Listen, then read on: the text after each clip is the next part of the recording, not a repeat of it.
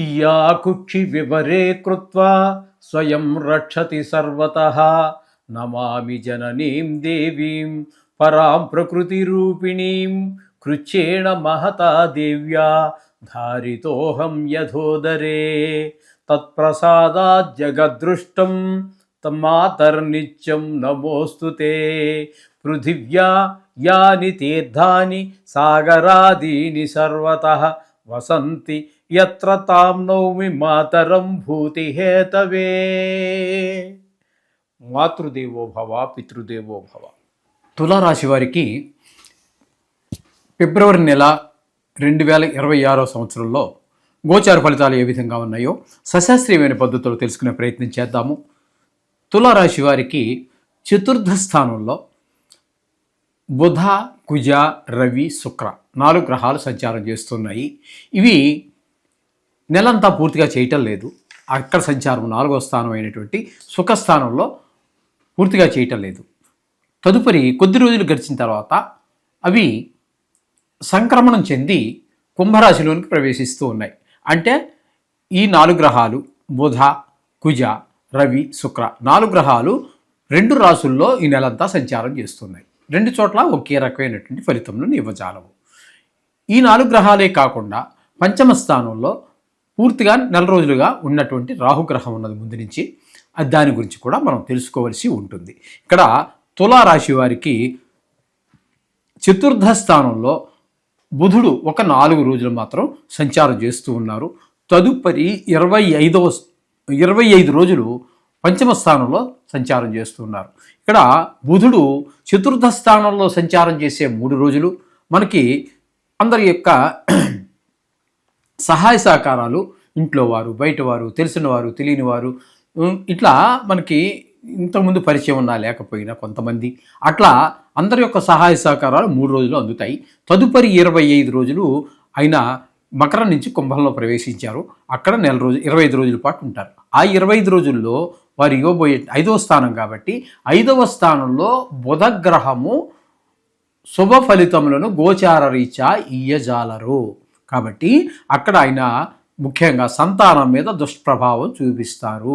చదువు మీద శ్రద్ధ, అలాగే గాయాలు తగిలించుకోవటం, చెడు స్నేహాలు ఇట్లాంటి అన్నీ ఉండి సరిగా మార్కులు రాకపోవటం, ఒకవేళ గట్టిగా చదివినా కూడా ఆ సమయానికి జ్ఞాపకం రాకపోవడం ఇత్యాది అనేక రకాలైనటువంటి అనర్థాలన్నీ పిల్లల మీద చూపిస్తూ ఉంటారు. ఈ బుధుడు ఈ విధంగా ఉంటుంది. అలాగే తదుపరి కుజుడు గురించి మనం చెప్పుకుందాం. కుజుడు 23 రోజుల పాటు చతుర్థ స్థానంలో సంచారం చేస్తూ ఉన్నారు. తదుపరి 5 రోజులు, ఎందుకంటే ఈ ఫిబ్రవరి నెల 28 రోజులు మాత్రమే. కొన్ని సందర్భాలలో కొన్నిసార్లు 29 రోజులు కూడా వస్తూ ఉంటుంది. కానీ ఇప్పుడు ఈ 2026 సంవత్సరంలో మాత్రం 28 రోజులు మాత్రమే నెలకి జరుగుతున్నది. కాబట్టి ఈ కుజుడు 23 రోజులు చతుర్థ స్థానంలో ఉన్నప్పుడు ఆయన ఇచ్చే ఫలితం ఏ విధంగా ఉంటుంది అన్నట్టయితే అక్కడ ఆ తల్లిగారి ఆరోగ్య విషయంలో కొంచెం ఇబ్బందులు ఉంటాయి. అలాగే విద్య విషయంలోనూ ఇబ్బందులు ఉంటాయి. అలాగే భూమిని, గృహము, వాహనాలు, మన స్వభావం ఇత్యాది విషయాల్లో కొంచెం దుష్ప్రభావాలు చూపిస్తూ ఉంటాయి. ఇల్లు కొనాలన్నా కొనలేనటువంటి పరిస్థితి, కొన్ని ఏవేవో ఆటంకాలు కలిగిస్తూ ఉంటారు. అలాగే ఇల్లు కొనాలన్నా అలాగే ఉంటుంది, భూములు కొనాలన్నా అలాగే ఉంటుంది, అమ్మాలన్నా కూడా అలాగే ఉంటుంది, వాహనాలు కూడా అట్లానే. మనం అది ఫస్ట్ హ్యాండ్ కావచ్చు, సెకండ్ హ్యాండ్ కావచ్చు, కొనాలన్నా ఇబ్బందులు ఉంటాయి, లేకపోతే అమ్మాలన్నా కూడా ఇబ్బందులు, సరి అయిన రేటు రాకపోవడం ఇట్లాంటి ఇబ్బందులన్నీ కూడా కుజుని వల్ల కూడా కలుగుతూ ఉన్నాయి. అంటే చెప్పాలి అన్నట్టయితే మనకి కుజుడు పూర్తిగా మనకి ప్రతికూలమైన ఫలితాలే ఇస్తూ ఉన్నాడు. బుధుడు మాత్రం కేవలం మనకి 3 రోజులు మాత్రం అనుకూలమైన ఫలితం, మిగతాదంతా ప్రతికూలమైనటువంటి ఫలితాలే ఉన్నాయి. ఇక రవిని గురించి చెప్పుకుందాం. రవి కూడా మకరంలో 13 రోజుల పాటు సంచారం చేస్తూ ఉన్నారు. 13 రోజులు ఇక్కడ 4వ స్థానంలోనే సంచారం, అనుకూలమైన ఫలితములు ఇవ్వరు. ఆయన కూడా ఈ 4వ స్థానానికి సంబంధించినటువంటి విద్య, భూమి, గృహము, వాహనాలు వీటన్నిటిలో తల్లిగారి విషయంలో, ఆరోగ్య విషయంలో కానీ ఇటువంటి వాటిల్లో ఇబ్బంది రవి కూడా కలగజేస్తూ ఉన్నారు 4వ స్థానంలో. ఈయన కూడా ఇక్కడ ఈ 13 రోజులు వీరికి రియల్ ఎస్టేట్ వ్యాపారులకి, వాహన విక్రయదారులకి అనుకూలమైన ఫలితము కాదు. ఇకపోతే ఈ రవి మిగతా 15 రోజులు పంచమ స్థానంలో సంచారం. అక్కడ కూడా ఆయన శుభ ఫలితములు ఇవ్వరు.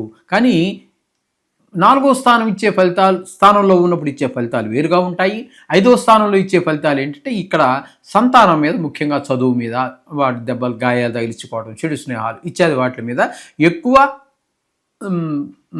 ఫోకస్ చేస్తారు, ఆయన దృష్టి పెడతారు. కాబట్టి ఈ రవి మొత్తం మీద నెల రోజులు కూడా ప్రతికూలుడే, అనుకూలుడు కాదు. ఇకపోతే మనకి శుక్రుని గురించి మనం చెప్పుకుందాం. శుక్రుడు 5 రోజుల పాటు చతుర్థ స్థానంలోను, తర్వాత 23 రోజుల పాటు పంచమ స్థానంలోనూ సంచారం చేస్తున్నారు. వీరికి ఈ 2 చోట్ల కూడా శుభ ఫలితాలే ఇవ్వబోతున్నారు శుక్రుడు మనకి ఈ తులారాశి వారికి.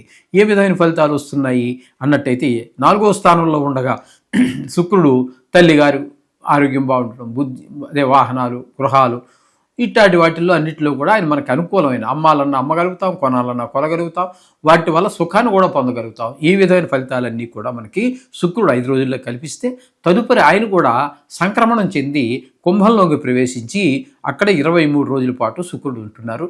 ఈ 5వ స్థానంలో ఉన్నప్పుడు చక్కగా పిల్లలు ఆరోగ్యం విషయంలో కానీ, అలాగే సంతానం చదువు విషయంలో కానీ, బుద్ధి బలం విషయంలో కానీ, మంచి స్నేహాలు చేయటం కానీ, మనం ఊహించని కంటే, కన్న తల్లిదండ్రులు ఏదైతే మన పిల్లవాడు ఈ విధంగా ఉంటే బాగుంటుంది అని అనుకుంటారో అంతకంటే కూడా వాళ్ళు మంచిగా రాణించేటువంటి అవకాశం శుక్రభగవానుడు కల్పిస్తున్నాడు. అంటే ఇప్పుడు మనం చెప్పుకున్నటువంటి బుధ, కుజ, రవి, శుక్రుల్లో శుక్రుడు మాత్రం పూర్తిగా 2 రాసుల్లోనూ కూడా శుభప్రదం, అంటే నెల రోజులు పూర్తి అనుకూలుడు. అలాగే పంచమ స్థానంలో రాహుగ్రహ సంచారం ఈ ముందు నుంచి జరుగుతూ ఉన్నది. ఇక్కడ రాహు పంచమ స్థానంలో ఉండడం, ఈయన కూడా పిల్లల యొక్క సంతానం యొక్క సంతతి, విద్య మీద, భూమి, గృహము, వాహనాలు ఇత్యాది విషయాలన్నింటిలో ఆయన కూడా ఇబ్బంది పెడుతూనే ఉంటారు ఎవరికి, తులారాశి వారిని. ఇకపోతే 6వ స్థానంలో శని భగవాన్ యొక్క సంచారం. ఈ 6వ స్థానంలో శని భగవాన్ యొక్క సంచారం చాలా అనుకూలమైనటువంటి ఫలితాలు ఇస్తూ ఉంటుంది. ముఖ్యంగా మహాభాగ్యమైనటువంటి ఆరోగ్యాన్ని ప్రసాదిస్తారు. అలాగే అప్పులుంటే తీర్చేయగలుగుతాము, లేదా అప్పు కావాల్సి వచ్చింది, మనం అప్పు దొరుకుతుంది, అది బ్యాంక్ కావచ్చు, ప్రైవేట్ వ్యక్తులు కావచ్చు. తద్వారా మొత్తం మీద ఏంటంటే ఈ శని భగవానుడు 6వ స్థానంలో ఉండి ధనానికి లోటు రానివ్వరు. అప్పు తీర్చేయాలన్నా తీర్చగలుగుతాం, తీసుకోవాలన్నా తీసుకోగలుగుతాం, సద్వినియోగం కూడా అవుతుంది. ఆ విధంగా ధనానికి లోటు రాకుండాను ఆరోగ్య విషయంలోనూ చాలా మంచి సహాయ సహకారాలు శని భగవానుడు అందిస్తూ ఉన్నారు. ఇకపోతే గురువు భాగ్యస్థానంలో గురు సంచారం జరుగుతోంది. భాగ్యస్థానంలో గురు సంచారం కూడా చాలా శుభప్రదమైనటువంటి ఫలితాలన్నీ కూడా ఇస్తారు. భాగ్యస్థానం అనేటప్పుడు మనం చెప్పుకున్నాం కదండి, తండ్రి గారి ఆరోగ్య విషయంలో బాగుంటుంది, గుళ్ళు గోపురాలు తిరగలుగుతాము. భాగ్యము అనేదానికి నిర్వచనం వీరు చెప్పినవి కొన్నే ఉన్నాయి, కానీ మరి చాలా భాగ్యాలు, అది భావాద్భావం తీసుకుంటే పిల్లల విషయంలో మంచిగా ఉంటుంది. అలాగే తల్లిదండ్రులు పొద్దుటే లేచి తల్లిదండ్రులు చూడగలగటం ఒక అదృష్టం, వాళ్ళ పాదాలకు నమస్కారం చేసుకోవడం అదృష్టం, మంచి మాట్లాడడం అదృష్టం, మంచి ఇల్లు ఉండటం అదృష్టం, మంచి వాహనం ఉండడం అదృష్టం, మంచి స్నేహితులు ఉండడం అదృష్టం. ఈ విధంగా అనేక రకాలైనటువంటి అదృష్టాలు మనిషిని కలగజేస్తూ ఉంటారు. గురువు ఇక్కడ భాగ్యస్థానంలో ఉండి మనకి ఇన్ని సుఖాలు సౌఖ్యాలు కలిగజేస్తూ ఉన్నారు. ఇకపోతే ఏకాదశ స్థానంలో కేతుగ్రహ సంచారం, ఇది కూడా చాలా అద్భుతం అండి. లాభస్థానంలో ఉండటం వల్ల, ఏకాదశి అంటే లాభస్థానం, దీనికి మనం మొదటి నుంచి చెప్పుకుంటూనే ఉన్నాం. ఏకాదశ స్థానంలో ఉన్నటువంటి గ్రహాలకి గణితం కూడా అక్కర్లేదండి, ఏ గ్రహం ఉన్నా చాలా మంచిది. ఈ 9 గ్రహాలలో ఏ గ్రహమనా తీసుకోండి, ఖచ్చితంగా మంచిదే. కాబట్టి ఈ కేతు ఇక్కడ ఉండడం ద్వారా ధనానికి లోటు ఉండదు, ఇంట్లో కుటుంబ సభ్యుల సహాయ సహకారానికి లోటు ఉండదు, వ్యవహారం ఏదైనా మొదలుపెట్టిన అందులో మీకు అడ్డు లేకుండా నడుస్తుంది. ఆల్రెడీ మొదలుపెట్టినట్టు వ్యవహారం ఉంది, దాన్ని మరింత మనం ముందుకు తీసుకెళ్ళగలుగుతాము. ఈ విధంగా లాభస్థానంలో ఉన్నటువంటి కేతు కూడా పరిపూర్ణమైనటువంటి సహాయ సహకారాలు అందించడం ద్వారా ఇక్కడ తులారాశి వారికి మొత్తంగా మనం చెప్పుకోవాలి అన్నట్టయితే శుక్రుడు పూర్తి శుభుడు ఏమండి, అట్లాగే శని భగవానుడు పూర్తి శుభుడు, గురువుగారు పూర్తి శుభుడు, కేతువు పూర్తి శుభుడు. అంటే 4 గ్రహాల యొక్క పూర్తి సహాయ సహకారాలు అందుతూ ఉన్నాయి.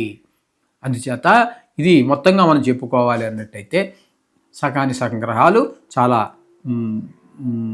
అనుకూలమైనటువంటి పరిస్థితులు కల్పిస్తూ ఉన్నాయి. కాబట్టి తులారాశి వారికి బాగుందని చెప్పుకోవచ్చు. ఎంత బాగున్నా కొన్ని గ్రహాల ప్రతికూలత ఉండనే ఉంటుంది. వాటికి మనం ప్రతి రోజు చెప్పుకుంటున్నట్టుగానే వాటిని ప్రతిరోజు ఆరాధించడం చేయండి. అలాగే కొన్ని ఇబ్బందులు ఉన్నటువంటి వారు ఏమైనా ఉన్నట్టయితే ఈ మహాశివరాత్రి అనేటటువంటి దాన్ని ఆ రోజున శివ దర్శనం చేసుకుని గ్రహాల గురించి కూడా చెప్పుకొని ఈ దోషాలు పోగొట్టు స్వామి అని చెప్పేసి స్వామిని ప్రార్థించి ఒక చెంబుని నెత్తిన పోయిండి, కొంచెము ఒక మారేడుదలను ఆయన పెట్టి కొబ్బరికాయ సమర్పించుకోండి. మీ భక్తిని ఏ విధంగా మీరు ప్రదర్శించాలనుకున్నారో ఆ విధంగా ప్రదర్శించుకోండి. చాలా ఈ నవగ్రహాల యొక్క దోషాలు తొలగి సర్వశుభాలు చేకూరుతాయి. శుభం భూయాత్.